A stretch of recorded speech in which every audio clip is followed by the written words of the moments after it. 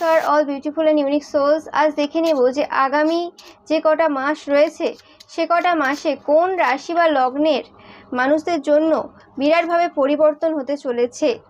তো অ্যাকোয়ারিয়াস বা কুম্ভ and Scorpio বা বৃশ্চিক, ওকে।